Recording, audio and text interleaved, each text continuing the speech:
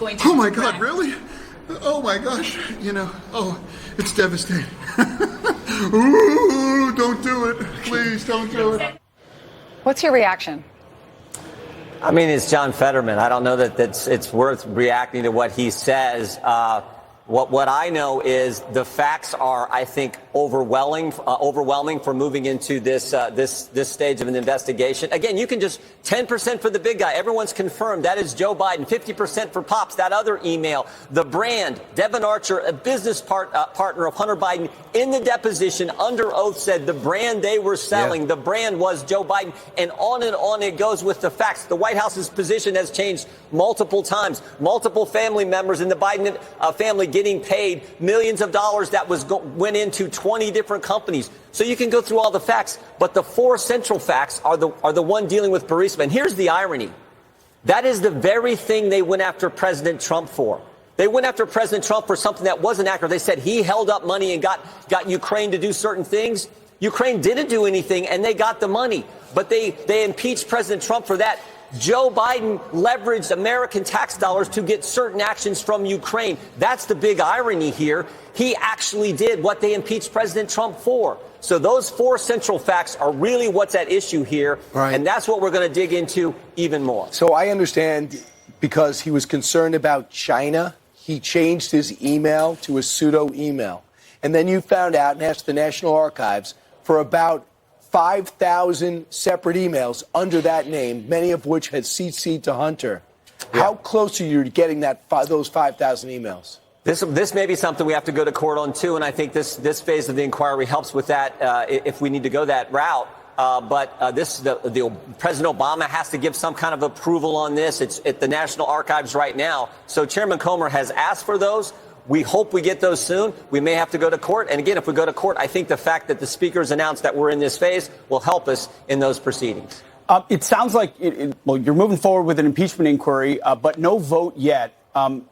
What's your message to skeptical members of the Republican Party right now? It sounds like there are a few holdouts. You're going to have a meeting today behind closed doors with the speaker. How do you message to them about why this is important? You lay out the facts. This has always been driven by the facts, by the evidence, and by our duty under the Constitution. So you just lay out the facts. I think the more our members of the House of Representatives, not just Republicans, but all members, I think the more they get abreast of the facts, I think they will say, oh, wow, I see why we need to be in this phase of our oversight duty. What are you suspecting is illegal here that he did? Are you suspecting that he voted for certain policies and pushed certain policies in exchange for money? He told Ukraine, if you don't fire the prosecutor, you're not getting the money. Yeah. That's exactly what they accused President Trump of doing, which he didn't do, and they impeached him over that. He did it. And he did it. Right. Remember, December 4th, 2015, Devon Archer, Hunter Biden are meeting with the head of Burisma, Mr. Zolochevsky, and they called D.C. Now, Devon Archer says, I stepped away. I don't know who they talked to in D.C. Come on. They called D.C., and then 5 days later, the vice president of the United States, the current president of the United States, goes to Ukraine and starts the process into getting the prosecutor fired. And he bragged about it on camera.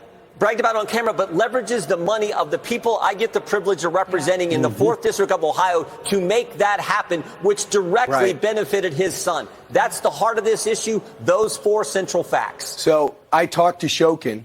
He's the prosecutor that was fired. I watched it. And he said he was investigating Burisma. He did think that Hunter and Archer were up to no good. He did say that Joe Biden made Poroshenko fire him. And then tomorrow, I'm going to talk to Poroshenko and see if I can verify that story. Yeah. No, I watched the interview. I think it's important. And understand at the time, our government's policy, that was a turnaround, a quick turnaround of what the State Department and the Obama administration's policy was towards Ukraine. And Joe Biden decides to change it 5 days after D.C. gets a call, according to Devon Archer, under oath's deposition, gets a call from Hunter Biden and Mr. Zolochevsky. Mr. Chairman, real quick, what does this look like in process now that an inquiry's been determined or declared? What happens?